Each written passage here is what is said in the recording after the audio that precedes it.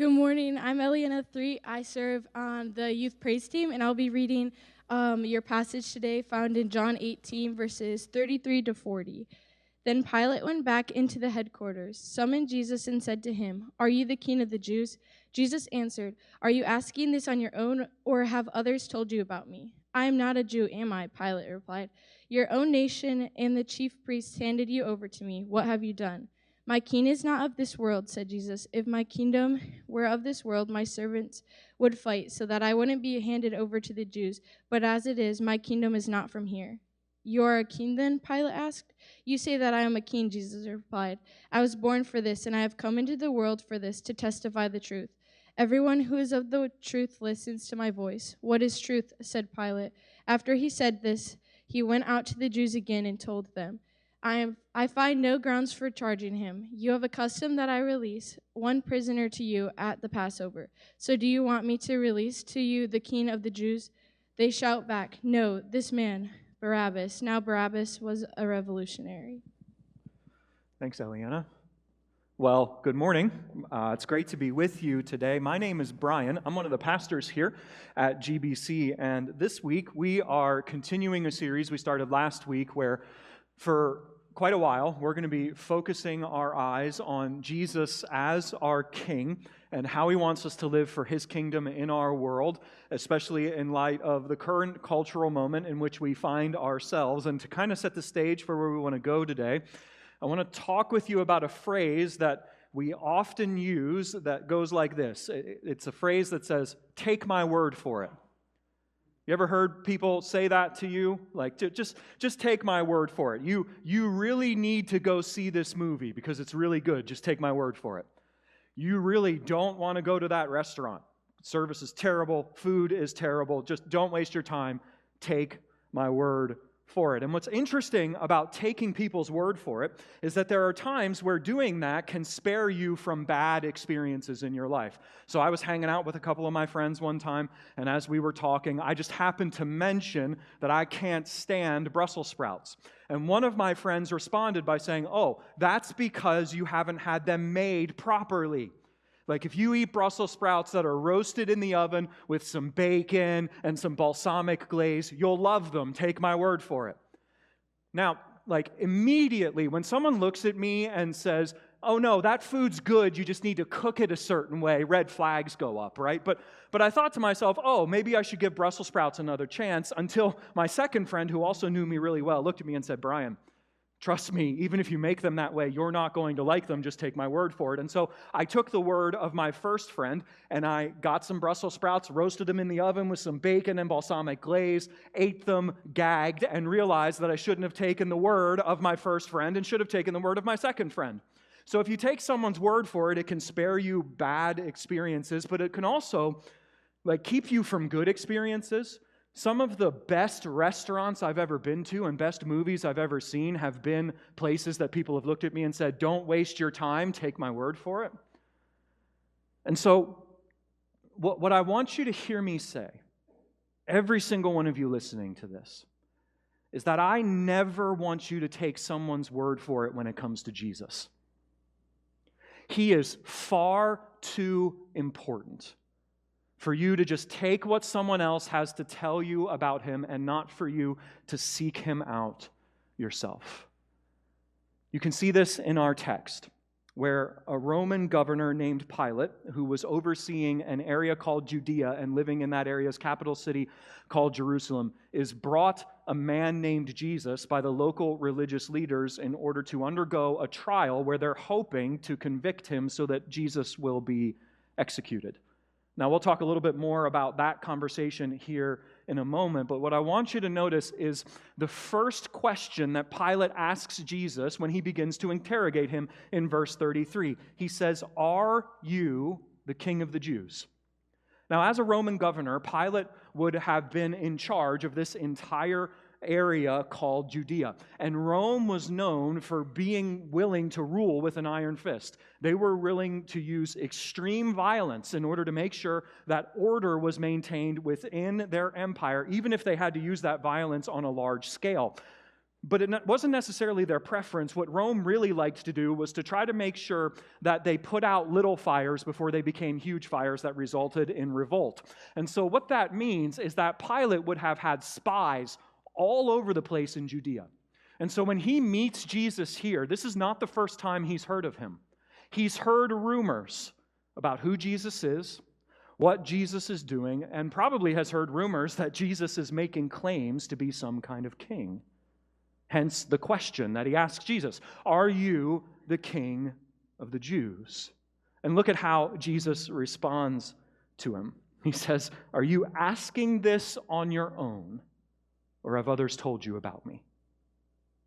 Pilate's introduced here to the fact that oftentimes when you ask Jesus a question, you get a question in response. And the depth of Jesus' question is amazing. He's essentially looking at Pilate and saying, "Do you want to know whether I'm a king for yourself, or are you simply asking me based on what you've heard from other people?"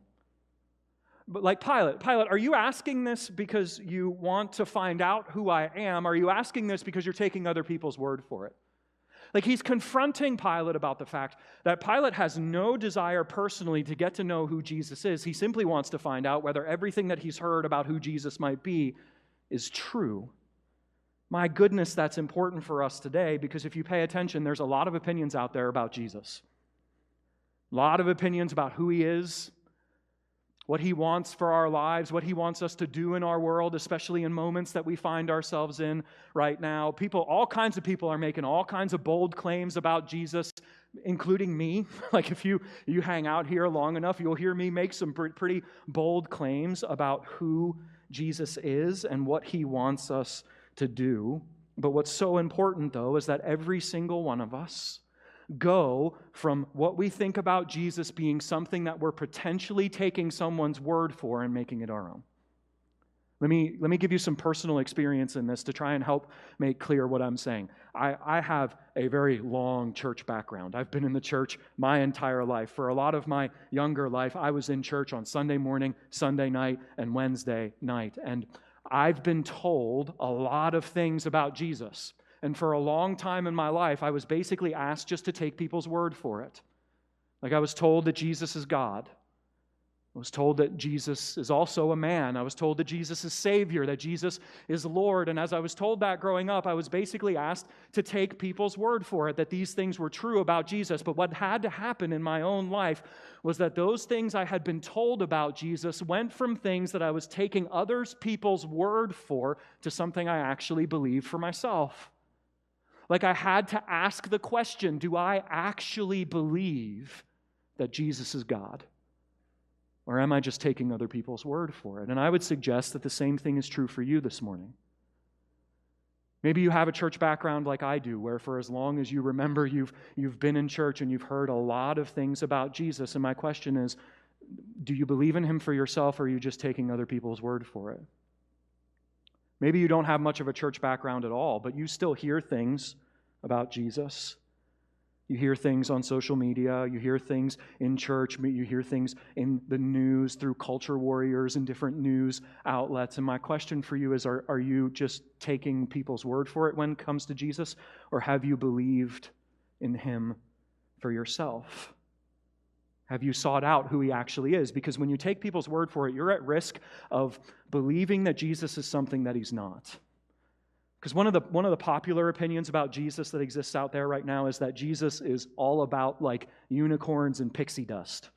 Like, Jesus is all about sitting around the campfire and singing Kumbaya. He's never angry about anything. He's never bothered by anything. He's never looking to judge or anything like that. But then there's like another popular opinion of Jesus out there right now that says Jesus is always angry. He's always disappointed. He's just looking for someone to take his wrath out on, just looking around, waiting for someone that he can wield his club of judgment on. And I would just humbly submit before you today that if you actually seek out Jesus for yourself, you'll find that both of those opinions are wrong. That neither of them capture the fullness of who Jesus is. When you and I take someone's word for it when it comes to Jesus, we run the risk of having a false understanding of who Jesus is. And so my first question for you to consider this morning is the same question that Jesus asked Pilate, is what you think about Jesus yours or something that other people have told you about him? Have you taken someone else's word for it when it comes to who Jesus is, what he's done, and what he wants you to do in your life? Or is that something that you've sought out for yourself and you've owned?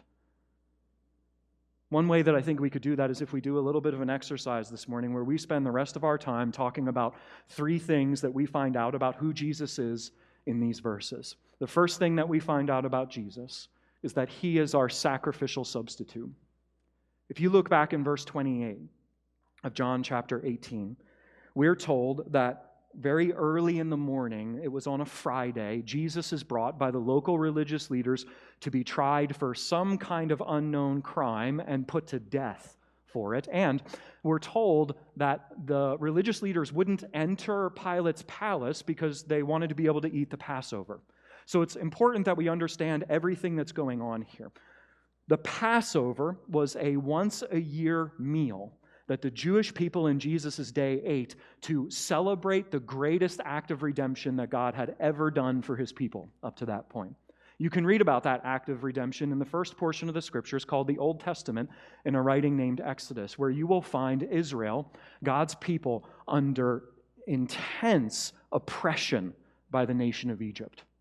Such intense oppression that at one point the Egyptian Pharaoh commands all of the Egyptian people, when they find a newborn Hebrew baby boy, to throw them into the Nile River in order to drown.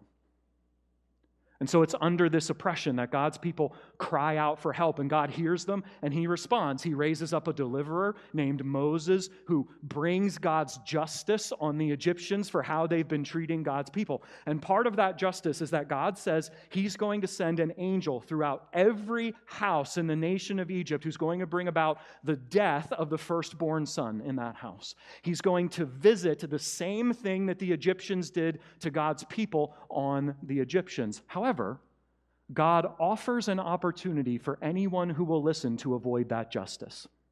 He gives instructions for anyone who will listen that if they want to avoid that justice that God is going to bring, they have to kill an innocent, completely pure, and perfect lamb, no blemishes, and then take the blood of that lamb and paint it on their doorposts. And if they do that, then God's justice that evening will pass over their household. And that's exactly what happens.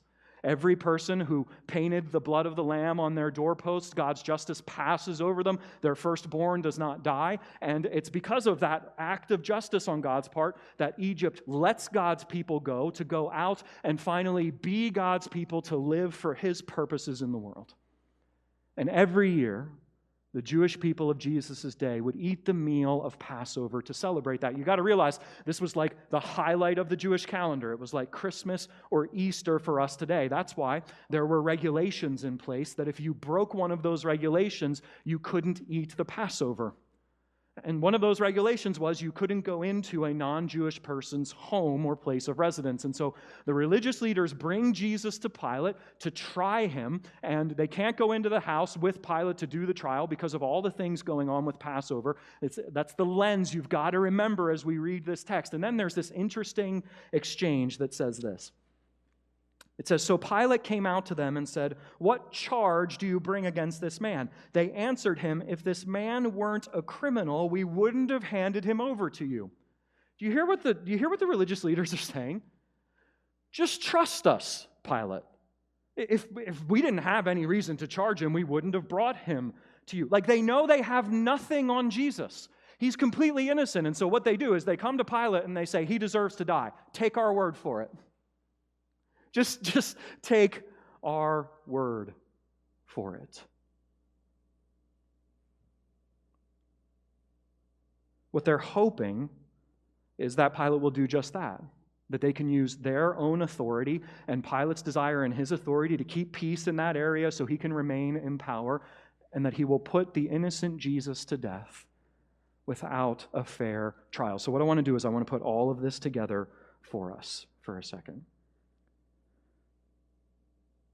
The trial meant to kill the innocent Jesus is happening on the same morning that innocent, spotless lambs would be killed for a meal to remember the redemption of God when his justice passed over sinners in Egypt. Jesus is being portrayed as the sacrificial substitute, the one who took our place. Each of us have rebelled against God, and because of that, we deserve death. We deserve to die. That's the consequence for our sin. But God has sent Jesus to be the substitute, to sacrifice himself in our place and take those consequences on himself so that we wouldn't have to. You see this in the end of our story when it comes to Barabbas. We're told that he's a revolutionary. What that means is that this is a bad dude. He's led some kind of revolt or been part of it. People have died because of Barabbas, and so he's awaiting death for that crime. Only the guilty man Barabbas walks free while the innocent Jesus dies on a cross meant for that guilty man. We're all like Barabbas. All of us had cut ourselves off from God's grace, from his love because of our sin and our rebellion against him, and we were due death because of it. But because of Jesus stepping into our place, taking all of our sin on himself and dying for us, we could walk free. We could be redeemed. I love how Friedrich Brunner puts it when he says that morning, as the sun rose on Jesus' trial, the meaning of Passover was forever changed when the great God, through his slaughtered Son, would make the final and all-fulfilling Passover sacrifice for the sin of the whole world. This is why we honor the fulfillment of the Passover by replacing it with the Lord's Supper that we will have later on this morning. This is the meal of the new covenant that declares the gospel, that Jesus is the sacrificial substitute for our sin. And we don't need a lamb for that meal because we already have one in Jesus and the symbols of his body and blood that are found in the elements of the bread and the cup. And so as we continue to talk and you prepare yourself for that time to receive the Lord's Supper in a bit, I want to ask you this question. Do you know this for yourself? Or is all this stuff about Jesus as our sacrificial substitute something that you've just taken other people's word for it? Please do not just take my word for it on this. Jesus is the sacrificial substitute who died in your place, the King of the universe who allowed himself to be killed so that you could have a relationship with him. Come and see that. Come and taste and see that the Lord is good by seeing the greatest act of love that the world has ever seen through him.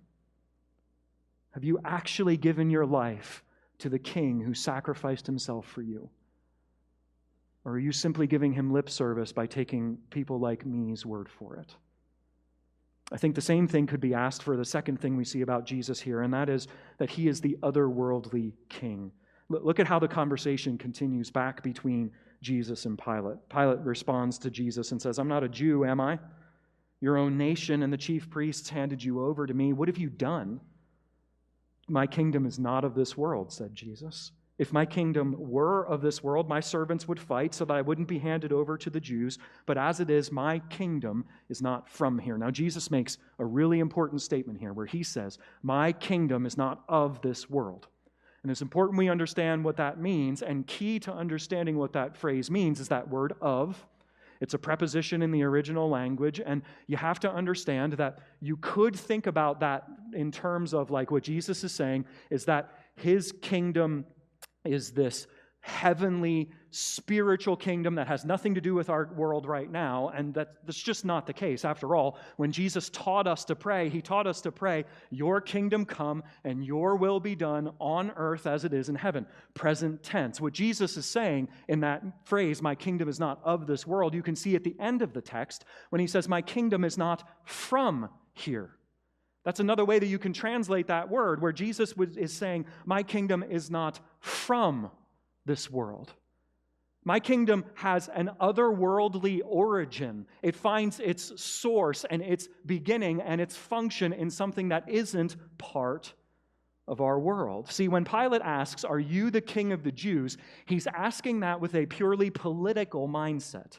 His primary concern is whether Jesus is a threat to Roman authority. When Pilate thinks about a king, he only thinks about someone who has political power, authority over land, and control over people. And so to Pilate, a king would be someone who's seeking to overthrow the power structure of Rome, and Pilate doesn't want that. His question is purely based in a fear of rebellion and maintaining power for Rome. And it's in these passages that Pilate is being put forth as the representative for what defines worldly and earthly kingdoms. When Jesus says, "My kingdom is not from this world," what he's saying is that his kingdom is not like what worldly and earthly kingdoms do that are based on power, force, control, and domination. Let me say that again. Earthly and worldly kingdoms are based on gaining power through force in order to dominate and control.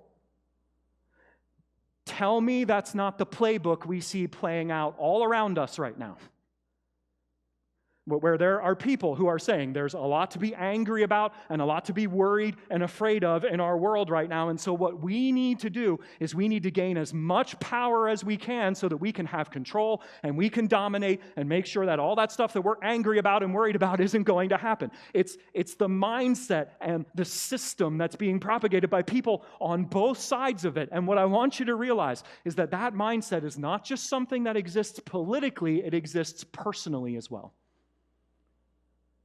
Let me show you what I mean. Why do you do good things for people? Is it out of the kindness of your heart, or because you want to gain power and control them? If you're anything like me, the answer to that is yes, right? Like sometimes you do good things just out of the kindness of your heart, but other times you do them so that you can gain power, to have control and dominate. Like, you realize that's why I did so many of the good things I did when I was a kid. Like, I'll just confess that to you this morning. Like, I would clean my room, do the dishes, and take out the trash, not because I respected and loved my parents, but because I wanted equity in the bank for the next time I needed them to buy me a toy or I wanted to go to a friend's house. That is the mindset of worldly, earthly kingdoms. Gaining power by force, if necessary, in order to have control and to dominate. And Jesus says, that's not how my kingdom works. You can see this in the fact that he says, if my kingdom were from this world, my followers, my servants would be fighting to make sure that I'm not handed over to the Jews. Rome was established as an empire by using power through violence in order to dominate and control. Jesus is establishing his kingdom through the cross. He is the King of the universe, brought before Pilate, beaten and bruised by the religious leaders. He's going to allow Pilate and the kingdoms of this world to beat him even further, to rip his clothes off, to jam a crown of thorns in his head as he allows earthly and worldly kingdoms to do their absolute worst to him in violence that they possibly can. Jesus' kingdom is not political or tied to worldly authority. His reign transcends these temporary systems of human government and power that we have. His kingdom is not from this world, and so we need to stop looking in this world for it. We'll talk more about that next week, but for now, can I just ask you this? Are you and I seeking worldly power and success, or are we submitting to the kingship of Jesus that transforms us from the inside out? Because you have to realize that the kingdom of Jesus has different priorities than what the kingdoms of the world do. Like, the kingdom of Jesus prioritizes humility over pride. It prioritizes service over self-promotion. It prioritizes doing right by others over worldly recognition and power. As Christians, we're called to be citizens of Jesus' heavenly kingdom, living in contrast to the values of this world. And so what we need to ask ourselves, what you and I need to ask ourselves is, am I personally focused on earthly power, prestige, and control, or am I seeking to live under the reign of King Jesus? Which is so important to consider when we realize that Jesus is also the measure of all things. Look with me at how Pilate responds to Jesus in verse 37. He says, "You are a king then." "You say that I'm a king," Jesus replied. "I was born for this, and I have come into the world for this, to testify to the truth. Everyone who is of the truth listens to my voice." What is truth? Said Pilate. This is one of those moments where if you actually come and seek out Jesus for yourself, you can't just treat him as another religious teacher, self-help guru, life coach kind of person. Because what Jesus just claimed is to be the truth. Like he's claiming not just to have the truth, but to be the truth. He says, I came into this world for the purpose of testifying to the truth, to reveal what the truth is, because that's who I am. And then he ramps it up when he says, anyone who doesn't listen to me doesn't listen to the truth. Now, Pilate basically rebukes Jesus with his question. But what Pilate doesn't realize is he's asking the wrong question. Like he asks, what is the truth? As if the truth is a concept or an idea or a feeling, which that's part of what truth is. But the right question that Pilate needed to ask isn't what is truth. What he needed to ask is who is truth? Because the truth primarily isn't an idea or a concept or a feeling. Primarily the truth is a person, and that person's name is Jesus. Jesus is the truth, which means he's the reality through which human existence finds its meaning. He's the embodiment of all that is good and right. He's the supreme revelation of God, the standard of what is real in the world and true about God, and therefore he's the perfect expression of life itself. This is what it means for Jesus to be the truth. And if that's the case, then what that means is that Jesus needs to be the measure of all things through which we determine everything that is true in our lives and in our world. And that is so important for us to remember in our current moment, especially as Christians, because there are a lot of people out there right now that are asking the exact same question as Pilate. What is truth? And just like there's lots of opinions about Jesus out there, there's lots of answers to that question in our world about what is truth. One of them is that the truth is something that's inside of you. The truth is something that you find when you dig deeply down into who you are, your deepest feelings and your deepest desires, and then you live those things out. That's what the truth is. And I have to tell you, I struggle with that answer for what the truth is, and I struggle with it because we as people are constantly changing. Like if you're anything like me, you're not the same person you were 5 years ago, maybe even 5 months ago, maybe even like on a bad day, you're not the same person you were 5 seconds ago. Like if I lived out my truth, what was internally my truth when I was a middle school boy, I don't know if I would be alive today. Like if I lived out whatever my truth was internally when I was in my early 20s, I probably wouldn't be married today. Like we change as people, and so if truth is actually something that's inside of us, what that means is that we'll never find rest.